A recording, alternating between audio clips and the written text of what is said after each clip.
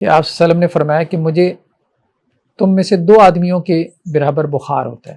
اب یہ بھی تھا، مطلب آپ کو بیماری ہے تو بیان کرنے میں کوئی حرج نہیں کسی کو، ہم بیمار ہوں. حضرت عمر رضی اللہ عنہ سے کسی نے پوچھا حال احوال تو انہوں نے کہا بیمار ہوں. تو انہوں نے کہا آپ یوں کیوں نہیں کہہ دیتے الحمدللہ رب العالمین. حضرت عمر نے کہا بھائی جو معاملہ ہے وہی بیان کرنا ہے تو جو صورت حال ہے اس کو بیان کرنے میں کوئی حرج نہیں.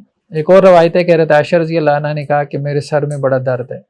اللہ کے رسول نے کہا میرے سر میں بھی بہت ہے. تو خیر کوئی حرج نہیں ہے. اس طرح سے بیماری کو بیان کرنا یہ اس میں نہیں آتا، جزا فضا میں نہیں آتا. بندہ کہتا ہے یار مجھے نا کینسر کا مرض ہو گیا ہے، یا مجھے کڈنی میں سٹون ہو گیا ہے، یا اور تو وہ اگر کسی کو بتاتا ہے تو وہ جزا فضا میں نہیں آتا. کوئی ہے مجھے سر درد ہو رہی ہے، یہ جزا فضا میں نہیں آتا.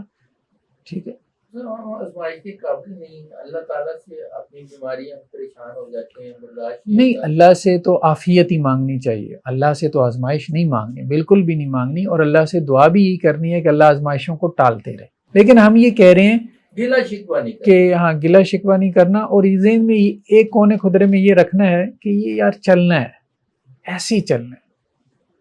کیونکہ اگر یہ ذہن میں کونے خدرے میں نہیں رکھیں گے نا تو لائف سے فیڈ اپ ہو جائیں گے. چپ کر کے بیٹھنا تو نہیں ہے انسان، ہاں وہ بات ٹھیک ہے، چپ کر کے بیٹھنا مراد نہیں ہے. کہ آزمائش آ گئی ہے تو بیماری بھی آ گئی ہے تو انسان لڑے اس سے، ٹھیک ہے، آخری لمحے تک اس سے لڑے.